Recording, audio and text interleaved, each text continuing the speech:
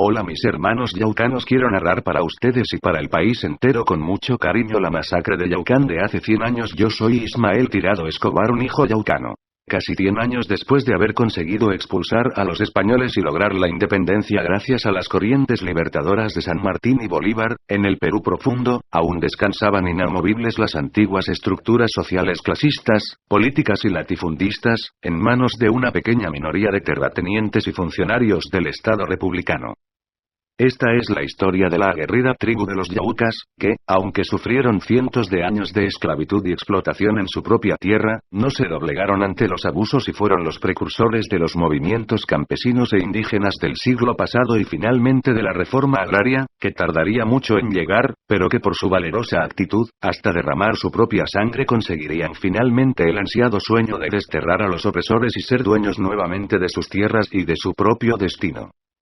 La zona conocida como Yaucán está ubicado al sur de la provincia de Bambamarca. Este territorio, por su fertilidad, fue poblado desde tiempos muy antiguos, donde existía una tribu de los Yaucas, que fueron antepasados de los actuales yaucanos.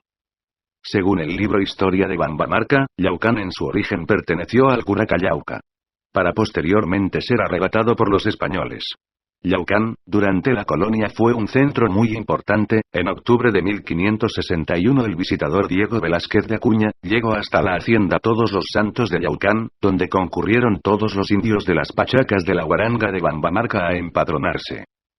Ninguna comunidad indígena del departamento de Cajamarca ha suscitado tantos litigios como la de la hacienda de Yaucán, extenso fundo rural que se halla ubicado en el distrito de Bambamarca, provincia de Hualgayoc, que tenía una extensión de 40.000 hectáreas y 14.000 habitantes a mediados del siglo pasado. A lo largo de su historia se ha producido conflictos, muchos de los cuales tuvieron significación nacional, por los incidentes lamentables a que dieron origen. Así tenemos que en 1661, fueron administradores don Juan Sedaño y su esposa Sebastiana Blas. Por los constantes abusos cometidos en los obrajes, se produjo una sublevación por parte de los indígenas, dando cruel muerte a ambos esposos. Pero el que merece mención especial es la masacre efectuada por la fuerza pública el 3 de diciembre de 1914, en la que perecieron 200 indígenas, entre hombres, mujeres y niños, y que tiene como uno de sus protagonistas al controvertido caudillo y bandolero Eleodoro Benel. La hacienda de Yaucán perteneció al banquero español don Juan de la Cueva, encomendero de la época del coloniaje. Pero lo perdió al caer en bancarrota confiscando sus dos haciendas, Quilcate y Yaucán, ubicadas hoy, la primera en la provincia de San Miguel y la otra en Hualgayoc. Posteriormente la hacienda Quilcate fue liberada del juicio de concurso por haber alegado tercería excluyente de dominio de su esposa del señor de la Cueva, doña Ariste Zavala de Cueva, acción que la Real Audiencia de Lima declaró fundada y ordenó que dicha hacienda fuera excluida del embargo. En consecuencia solamente quedaba embargada la hacienda de Yaucán a petición del Tribunal del Consulado. Posteriormente la Audiencia de Lima expidió sentencia en el juicio de concurso, resolviendo que la hacienda de Yaucán pagaría anualmente 4.000 pesos, hasta la total cancelación del cargo, o sea por un período de 20 años consecutivos a cuyo término, el fundo embargado quedaría libre y pasaría a manos de su legítimo propietario. El señor de la Cueva falleció unos años antes de que la deuda al fisco fuera cancelada. Pero como no dejó herederos, nadie se preocupó posteriormente de reclamar el bien, materia del embargo. Fenecida la dominación española, el gobierno de la República continuó en posesión de Yaucán hasta el año de 1856, en que a causa de haberse incendiado el campamento minero de Hualgayoc, el 16 de julio del citado año, la Convención Nacional expidió una ley haciendo donación del fondo a favor de los damnificados del siniestro. Los moradores de Hualgayoc, sin embargo, no hicieron uso del gesto generoso del gobierno de entonces. Los notables hualgayoquinos de la época se limitaron únicamente a adueñarse de los capitales de la hacienda, tales como ganado y otros, en su provecho personal, desdeñando la posibilidad de erigir una nueva ciudad en la bella pampa donde se encuentra la casa hacienda, a orillas del Pomagón, y que había sido designada para levantar en ella la nueva población de Hualgayoc. Así llegó el año de 1861. El diputado por Chota don José Manuel Osores, viendo el abandono de Yaucán por los donatarios, presentó en su Cámara un proyecto de ley, mandando crear en la ciudad de Chota un colegio de instrucción secundaria, a fin de que en dicho establecimiento recibieran instrucción los jóvenes de las provincias de Jaén y Chota. Este colegio dispondría para su sostenimiento, como lo dispone hasta el presente, de rentas provenientes del Fundo de Yaucán. Conforme a ese pedido, el 24 de agosto de 1861 se creó el Colegio Nacional San Juan de Chota.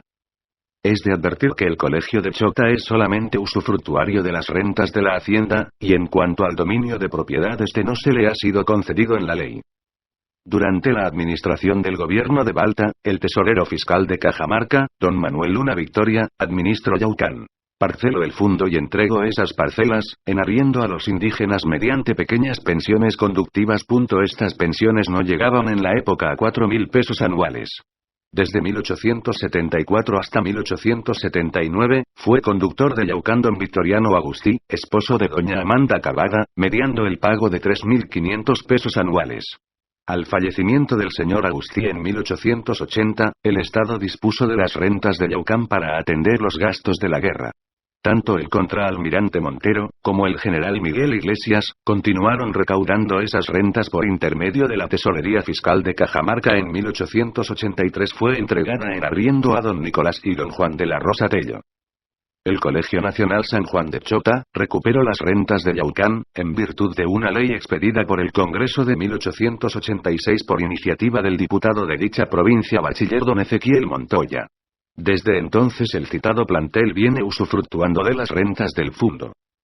A partir de ahí, bajo la administración de los chotanos, se empieza a arrendar la hacienda de diferentes personas año tras año, en pujas que se hacían en la ciudad de Chota, dando como ganador al que ofrecía más dinero por la usufructuración de la hacienda. Antes de 1913, la familia Ramos Marcos Ramos García y sus 7 hijos llegan a Yaucán, después de haber perdido sus tierras en un conflicto en Ninabambaba, con el controvertido caudillo y bandolero Eleodoro Benel. En diciembre de 1914 fue sacada a remate para su arriendo como todos los años. Obteniendo la buena pro Eleodoro Benel Zuloeta, por una suma que casi duplicaba el alquiler anterior, los subarrendatarios, en su mayoría indígenas, temiendo una elevación de la merced conductiva, y azuzados por el arrendatario anterior, adoptaron una actitud de rebeldía frente al nuevo concesionario, el cual solicitó la intervención de las autoridades.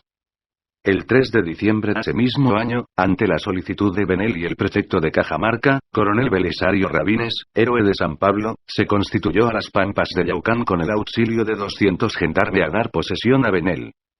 Ante la noticia de que este nuevo locatario iba a tomar posesión de la administración de las tierras y ante el conocimiento previo de quién era Benel y las intenciones que traía, la gente de Yaucán se constituyó a la Pampa, delante de la derruida la casa hacienda en aproximadamente 4.000 indios, entre hombres, mujeres, niños y niñas. Según versiones orales, recogidos en diversos textos, los indios dirigidos por sus cabecillas, doña Eulogía Huamán y don Andrés Díaz Bustamante se concentraron en la hacienda con toda la masa de gente, amenazando al nuevo locatario de que no iban a pagar ni un centavo más de lo que estaban pagando. Para ese día los campesinos habían venido armados con sus hondas, huaracas, palos, bordones, piedras. La tropa, formada en doble fila, estaba dispuesta en semicírculo en la llanura. El coronel Rabines, con grueso capote y pistola al cinto, jinete de un grande corcel fornido, saltador e inquieto, recorría el campo de extremo a extremo, teniendo al frente la reunión de los yaucanos. La indiada a 100 metros de distancia, pugnaba por contenerse, mas los gritos y amenazas no tenían nada de tranquilizadores, que solo esperaba la aparición de Benel para posiblemente arremeter contra él su furia. Una intimidación del prefecto contuvo por un momento a la turba, que pudo entrar en leve calma, pero volvió a recrudecer el infernal griterío y la furiosa indiada comenzó a avanzar paso a paso durante algunos segundos. Ante la segunda intimidación por parte del coronel fue incapaz de contenerlos. Alto, alto, deténganse, deténganse. Voy a hacer fuego. Gritó. Arrolladora, avanzó la multitud enorme, ras leve vacilación y luego de rengar a los rebeldes, una cabecilla india apodada la Camacha, saltó corriendo, con su rostro prieto surcado de leves arrugas, la distancia que separaba al prefecto de la multitud. Al llegar a él, se cogió de la rienda del caballo que se movió asustado e inquieto. Prefecto bribón, ¿tú también vas a dar Yaucán a un bandido? Espetó con rabia, que retorcía la pata a la cabecilla india, al mismo tiempo que avanzaba sobre el prefecto, cruzándole un latigazo en la mejilla que derribó al suelo al héroe de San Pablo. India estúpida carajo. Bramó el coronel, sacó su pistola y disparó sobre la embravecida cabecilla por 3 veces consecutivas. La india Camacha, que así se la conocía a la valiente Casimira Guamán Camacho, envuelta en su propia sangre como mártir de su raza y mártir del engaño, estrujándose el pecho ensangrentado, cayó agonizante sobre la pampa. Centenares de palos y piedras cruzaron el aire, una tremenda pedrada sembró el pánico en las filas de Rabines, fuego al aire. Espeto, incorporándose en los estribos de su caballo el coronel Rabines a la vez que miraba su reloj. 200 disparos sonaron por el aire, amenazantes, decenas de dinaminatazos retumbaron al chocar en el suelo cerca de donde se ubicaba la tropa, los indios tiraban diestramente la honda, arrojando los cartuchos de dinamita con guía encendida, se vio caer a un gendarme sin haber tenido tiempo para hacer su segunda descarga. Circo, circo, circo. Avanzaban gritando los yaucanos y ejecutando una maniobra alrededor de la tropa, miles de piedras volvieron a verse por el aire, es entonces que el coronel ordena fuego al bulto. La respuesta inmediata fue dada por 2 decenas de indios que quedaban tendidos en la pampa, entre muertos, heridos y agonizantes. Sin embargo, en la indiada comenzó a generalizarse la pelea, varias decenas de indios volvían a caer sin vida, 7 soldados quedaron gravemente heridos en esta segunda refriega. La tropa volvió a cargar sus fusiles y dispararon por tercera vez, a boca de jarro, 5 decenas de yaucanos murieron al más o menos, otra descarga más, 80 indios muertos boca abajo, conforme arreciaban, nuevos yaucanos eran barridos por las balas, ya el desbande no se hizo esperar en las filas de los indios. Atropellándose huían en distintas direcciones y los gendarmes seguían disparando, gritos, lamentos, maldiciones y blasfemias se oía por todas partes, manchones de sangre se veía por los caminos, Rabines posteriormente ordenó el repase general. El caso más horrible fue cuando lo encontraron viva a la señora Marcelina Lara y le preguntaron de qué parte era, y ella dijo de los Cabecillas. Le dieron un puntazo en la barriga y salió la criatura, porque ella había estado encinta. El saldo de los muertos sobrepasó los 200, entre hombres, mujeres y niños, de la tropa solo murió el soldado Zurita. Media hora había durado la batalla, 30 minutos de desigual batalla, 30 minutos de infierno y sangre. Esta masacre entristeció a muchos peruanos, y fue sentida a nivel nacional, lo que preocupó a las grandes autoridades. Se dice que los grandes jefes militares y políticos degradaron a los causantes de esta masacre, al ministro de Defensa lo bajaron de su cargo, al capitán y los soldados que vinieron a Yaucán les dieron de baja. Y el señor Benel se corrió cobardemente porque ya no lo dejaban entrar en la hacienda de Yaucán. Después de la masacre el remate fue suspendido enseguida, mediante una resolución suprema, que ordenó la administración de Yaucán a un empleado nombrado por el gobierno. Si bien es cierto que Yaucán fue abandonado por el colegio de Chota, pero los administradores nombrados por el gobierno seguían haciendo cobros excesivos de los arriendos, que causa nuevas protestas de los yaucanos. En 1918, Chota comenzó nuevamente a controlar Yaucán, por medio de sus administradores, que seguían imponiendo en muchos casos nuevamente excesivas cobros, que generó que aparecieran nuevas manifestaciones y nuevos líderes, pero esta vez, se los silenciaba mediante una guerra de baja intensidad. Así tenemos que en 1935 fusilaron en su propia casa al legendario cabecilla Lorenzo Guadaña, por el bandolero Edilberto Díaz, quien dicen llegó a las 8 de la noche, tapándose la cara con un paño negro y el fusil debajo del poncho.